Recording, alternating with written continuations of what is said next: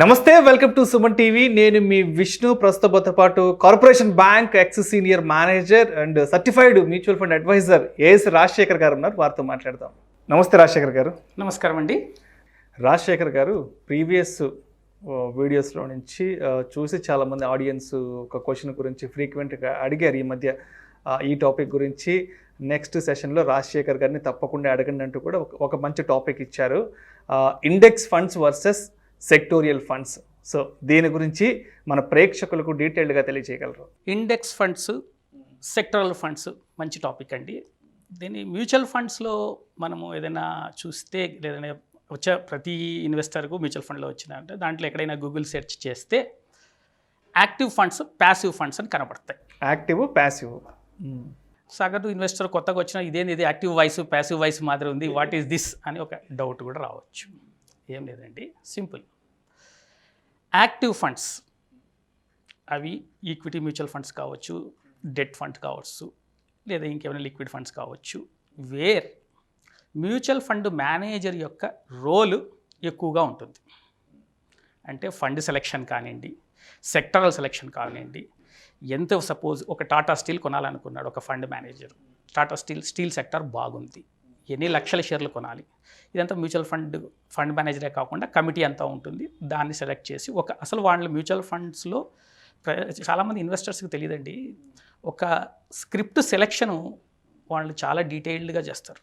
First sector selection అయిన తర్వాత ఒక కమిటీ ఉంటుంది, అంతా ఒక తీసి పంపించి దానికి మళ్ళీ హైయరప్స్కు ఈ సెక్టార్ బాగుంది, దీంట్లో ఏవి ప్రామిసింగ్ స్టాక్స్ ఎంత ఉంటుంది, దీని బీటా వాల్యూ ఎంత, మార్కెట్ క్యాపిటలైజేషన్ ఎంత, ఇవన్నీ చూస్తారండి. చూసి ఫైనల్గా ఫండ్ మేనేజర్ దగ్గరికి వెళ్తుంది. ఆయన చూసుకొని ఈ will take the decision. So ఆ డెసిషన్ కనుక బాగా క్లిక్ అయితే, టాటా స్టీల్ మీకు తెలుసు గత దసరాలో అక్టోబర్ ఆ ప్రాంతంలో 400 రూపాయలు ఉందండి. ఈరోజు 1400 రూపాయలు. ఆల్మోస్ట్ అన్ని మ్యూచువల్ ఫండ్స్ కూడా పికప్ చేశాయి.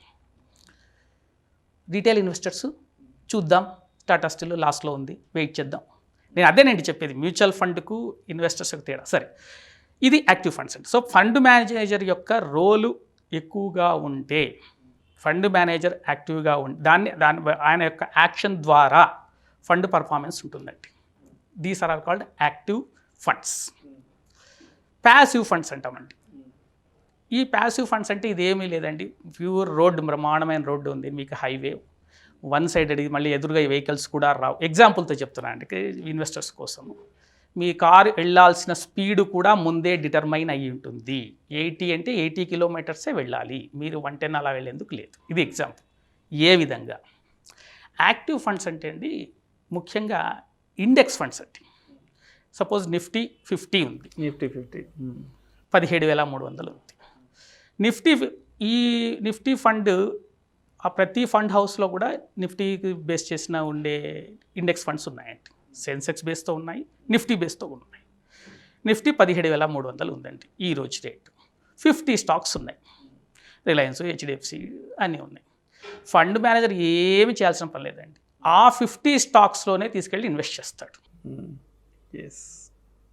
Only passive managements index funds అండి. సో మీకు ఏమవుతుంది, ఇండెక్స్ పర్ఫామ్ చేస్తే మీ ఫండ్ పర్ఫామ్ చేస్తుంది. ఇండెక్స్కి వచ్చిన ఎంత రిటర్న్స్ వచ్చినాయో మీ ఫండ్, ఈ ఇండెక్స్ ఫండ్ యొక్క రిటర్న్స్ కూడా సేమ్ దాదాపుగా, కొంచెం ఎక్స్పెన్సెస్ రేషియో ఉంటుంది కాబట్టి వస్తుంది. ఎక్స్పెన్సెస్ అంటే గుర్తొచ్చిందండి, ఇండెక్స్ ఫండ్స్ యొక్క ఎక్స్పెన్సెస్ రేషియో చాలా చాలా తక్కువ ఉంటుందండి. ప్యాసివ్ ఫండ్స్లో అంటే ఈక్విటీ మ్యూచువల్ ఫండ్స్లో 2% ఉంటే ఇక్కడ 0.25 ఇంక్లూడింగ్ ఆల్. ఎందుకంటే ఆయన ఏం చేసేది ఏముండదు, only passive management of the funds. ఆయన ఇన్వెస్ట్ కూడా ఎలా చేస్తారు, వెయిటేజ్ ప్రకారం. సే హెచ్డిఎఫ్సి బ్యాంక్ వెయిటేజ్ నిఫ్టీలో ఒక 9% ఎంతో ఉందనుకుంటే, అంతే మీరు 10,000 రూపాయలు కనుక ఇన్వెస్ట్ చేస్తే ఈ ఇండెక్స్ ఫండ్లో 900 రూపాయలు మాత్రమే హెచ్డిఎఫ్సి బ్యాంక్ వెళ్తుంది. రిలయన్స్ 9% వెయిటేజ్ ఉంటుందంటే రిలయన్స్లో కూడా ఆయన 900 రూపీస్ వర్త్ ఆఫ్ స్టాకే కొంటారు, మీ 10,000 రూపాయలు, మనం పెట్టిన 10,000 రూపాయలు. సో ఈ రిటర్న్స్ దాదాపుగా this is just Nifty replica అనొచ్చండి. నిఫ్టీ ఎలా వస్తుందో అలానే రిటర్న్స్ వస్తాయండి. ఇది ఎవరికి బాగా ఉపయోగపడుతుంది అండి, నాకు మ్యూచువల్ ఫండ్స్లో నేను ఇన్వెస్ట్ చేస్తాను, మ్యూచువల్ ఫండ్లో యొక్క నాకు బెనిఫిట్స్ కావాలి, బట్ రిస్క్ నాకు తక్కువ ఉండాలి అనే మెంటాలిటీ ఉన్న వాళ్ళకు తక్కువ రిస్క్ మేనేజ్మెంట్. ఎందుకంటే నిఫ్టీ మీకు తెలుసు ఎలా పెరిగింది. 1996లో స్టార్ట్ అయిందండి, ఎన్ఎస్సి స్టార్ట్ చేశారు. నిఫ్టీ 1000 బేస్ పాయింట్స్గా తీసుకొని, 1000 is the index starting point, 17,300. మీకు ఇంకోటి దీంట్లో నిఫ్టీ ఫండ్స్లో కొంతమంది మీరు నన్ను కూడా అడిగారండి, నిఫ్టీ ఫండ్స్లో ఇప్పుడు ఇన్వెస్ట్ చేయవచ్చా? నిఫ్టీ ఫండ్స్లో నాకు లార్జ్ క్యాప్, స్మాల్ క్యాప్ ఇవన్నీ వద్దండి. స్మాల్ క్యాప్లో మీకు చాలా రిస్క్ ఉంటుంది, రిటర్న్ అలాగే ఉంటుంది, రిస్క్ అలాగే ఉంటుంది. నాకు 12% ఈజ్ ఇనఫ్, ఇన్వెస్ట్ చేయొచ్చా? దీనికి ఒక చిన్న రెఫరెన్స్ చెప్తానండి. మనందరికీ తెలుసు Warren Buffett of India, mister Rakesh Jhunjhunwala. Warren Buffett of India. అవునండి, ఆయన పేరు వచ్చి ఇన్వెస్టర్ సర్కిల్లో అంతే కదండి. ఈ మధ్య ఇప్పుడు మీరు 1985లో 5,000 రూపీస్ క్యాపిటల్తో almost at the age of 18 years అనుకుంటా స్టార్ట్ చేశాడు ఆయన investment career. At the age of 18, ఇంకా CA చేస్తుండగానే ఒక 5,000 రూపాయలు తీసుకొని వచ్చి ఇన్వెస్ట్మెంట్ స్టార్ట్ చేశాడు. ఆయన టీనేజ్లో ఉన్నప్పుడు అండి, 1985లో, అంటే 36 years బ్యాక్. అవునండి. ఇప్పుడు ఆయన యొక్క నెట్వర్త్ దాదాపుగా 25,000 కోట్ల రూపాయలు. బా, ఇవన్నీ మనము ఒక విధంగా ఇన్స్పైర్ కావాలి. ఈ యొక్క చాలామందికి ఇన్వెస్టర్స్కి ఎలా అంటే, ఈరోజు డబ్బులు ఇన్వెస్ట్ చేస్తాము, 4 నెలలకు మాకు వచ్చిందా లేదా వెంటనే ఫండ్ చూస్తారు, లేదా మ్యూచువల్ ఫండ్ అడ్వైజర్ అడుగుతారు, ఏం సార్ మీరు అది చెప్పారు ఆ రోజు బాగా ఇంకా పెరగలేదు. ఈ విధమైన మెంటాలిటీ ఉంటే కష్టం. ఇన్వెస్ట్మెంట్, స్టాక్ మార్కెట్ అనేటివి కూడా long term exactly. High returns రావాలంటే లాంగ్ టర్మ్లో సేఫ్టీ కూడా. మీరు లాంగ్ టర్మ్ ట్రావెల్ చేసే కొద్దీ ఇదే మీరు 96 నుంచి ఇప్పుడు 2021 అండి, 2021 ఈ దాదాపు 25 సంవత్సరాల్లో నిఫ్టీ ఎన్నిసార్లు క్రాష్ అయిందండి? ఒకనొక పీరియడ్లో 20% డౌన్వర్డ్ సీలింగ్ అంటారు, అంటే నిఫ్టీ ట్రేడింగ్లో ఆగిపోయింది కొన్ని సందర్భాల్లో, 1-2 లేండి, అలా అంతా కూడా ఆగిపోయింది. అయినా కూడా రిటర్న్ ఇచ్చింది కదా. ఏమి దీనివల్ల మనకు moral of the story, you stay invested long term, don't see the index or stock daily basis. ఇది మనము ఇన్వెస్టర్స్ అందరికి కూడా చేర్పించుకోవాలండి. ఇదే ఇంకా ఈ రాకేష్ జంజన్వాలా వచ్చింది కాబట్టి ఇంకోటి చెప్తానండి. ఆయన మొన్న ఫిబ్రవరి 2021లో నిఫ్టీ 15,000 క్రాస్ అయిందండి ఫస్ట్ టైం. అప్పుడు ఆయన ఇంటర్వ్యూ చేశారు, CNBC పెద్ద పెద్ద ఛానల్స్ అంతా, పేపర్స్ అంతా చేసి, what is your prediction for coming 10 years, 2030కి మీ ప్రెడిక్షన్ ఎంతండి, నిఫ్టీ వరకు మాత్రమే చెప్పండి అని అడిగారు. ఆయన ఎంత చెప్పారండి, Nifty will be 1 lakh, Nifty index will be 1 lakh అని ఆయన యొక్క ప్రెడిక్షన్ అండి. దీని ఇన్వెస్టర్స్ దాన్ని బేస్గా తీసుకొని వెళ్ళమని చెప్పడం కాదు. ఆయన ఒక 35 years ఎక్స్పీరియన్స్ ఉండి ఇండియాలో మంచి ఏస్ ఇన్వెస్టర్. సో ఆయన నిఫ్టీ అంతగా పెరుగుతుంది. ఎందుకంటే Indian GDP will grow like anything అండి. అంత లేనిది ఫారిన్ ఇన్స్టిట్యూషనల్ ఇన్వెస్టర్స్ వచ్చి కోట్ల రూపాయలు తీసుకొచ్చి మన దగ్గర ఇన్వెస్ట్ చేస్తున్నారు. ఇదే అండి, these are called index funds. ఇంకా మీరు అడిగినారు సెక్టోరల్ ఫండ్స్.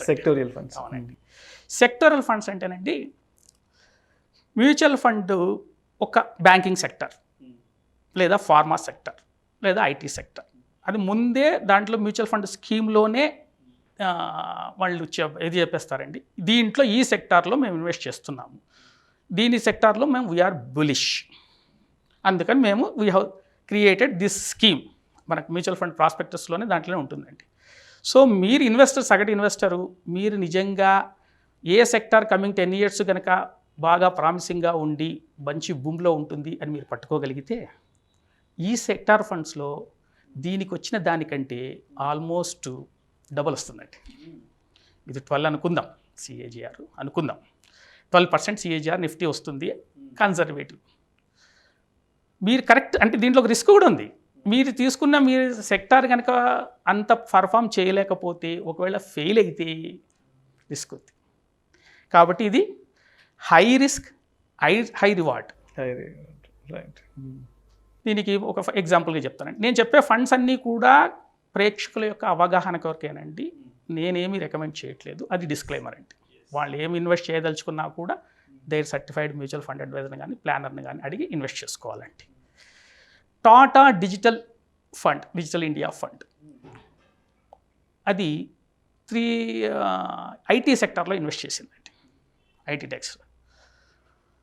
అది 3 ఏళ్ల కాంపౌండెడ్ యాన్యువల్ గ్రోత్ రేటు నేను చూశానండి, 25% ఉందండి. 25% సిఏజిఆర్తో వచ్చింది. Purely it invest Infosys, Wipro, అట్లా పెద్ద పెద్ద కంపెనీస్ లిస్ట్ కూడా ఉంటుందండి. అది 1 ఇయర్లో రిటర్న్ ఇచ్చిండేది ఎంతండి డబల్ అయినాయండి. సో 1 ఇయర్ కిందట టాటా డిజిటల్ ఇండియా ఫండ్లో ఒక 1 lakh ఇన్వెస్ట్ చేస్తే ఇప్పుడు 2 లక్షలు తీసుకోవచ్చండి. అట్లే స్టీల్ సెక్టర్, అదే బ్యాంకింగ్ సెక్టర్ అంతగా పర్ఫామ్ చేయలేదు. ఇవి ఒక ప్లస్ చెప్తున్నాను నేను, banking sector has not performed well. మీరు చూసింటారు గత 5 ఏళ్ళుగా బ్యాంక్ స్టాక్స్ అంతగా పెరగలేదు, ఏదో హెచ్డిఎఫ్సి బ్యాంకు అలాంటివి తప్ప. ఫార్మా సెక్టార్ ఫండ్స్ కోవిడ్కు ముందంతా నిద్రపోతున్నాయి, కోవిడ్ వచ్చిన తర్వాత ఆ ఫండ్స్ అన్ని బాగా లేచి కూర్చున్నాయి. ఫార్మా పరిస్థితి కోవిడ్కి ముందు కోవిడ్ తర్వాత అన్నట్టుగా డెవలప్మెంట్స్ జరిగాయి. అవునండి. ఇది సెక్టారల్ ఫండ్స్ అండి. సెక్టారల్ ఫండ్స్లో ఫండ్ మేనేజర్ యొక్క రోల్ చాలా ఎక్కువ ఉంటుంది. దిస్ ఈజ్ యాక్టివ్ ఫండ్, ఇంతకుముందు చెప్పినట్టుగా మనము. అంతేకాకుండా సెక్టార్ యొక్క పర్ఫార్మెన్స్ కూడా, ఇన్ఫ్రాస్ట్రక్చర్ ఫర్ ఎగ్జాంపుల్, మనకు గవర్నమెంట్ అంతా దానికి ఇచ్చే థర్స్ట్ అంతా ఇన్ఫ్రాస్ట్రక్చర్ మీద ఇస్తుంది. అది ఇన్ఫ్రాస్ట్రక్చర్లో మనకు స్టీలు, సిమెంటు ఇవన్నీ పెరుగుతాయి ఈ సెక్టర్స్.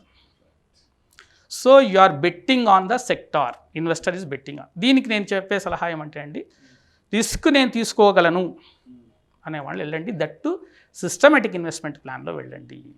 ఒకేసారి బల్క్ తీసుకొచ్చి పెట్టి నెక్స్ట్ 1 ఇయర్లో అది పర్ఫామ్ చేయకపోతే, నిఫ్టీ మాత్రం పెరుగుతుంటుంది, మనం కూడా కొన్ని చూసాం అట్లా, నిఫ్టీ పెరుగుతూ ఉంటుంది, మన స్టాక్ పెరగదు. అట్లా ఈ సెక్టార్ పెరగలేదు, బాధపడాల్సి వస్తుంది.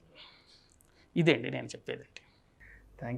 Thank you so much Rajasekhar garu. మన ప్రేక్షకులు ఏదైతే అడిగారో ఇండెక్స్ ఫండ్స్ గురించి, అదేవిధంగా సెక్టోరియల్ ఫండ్స్ గురించి చెప్పమని, సో ఈరోజు ఈ సందర్భంగా మన ప్రేక్షకులు మనకిచ్చిన ఆ టాపిక్ గురించి వారి కోసం డీటెయిల్డ్గా మీరు సమాధానం ఇచ్చారు. Thank you so much. Thanks అండి.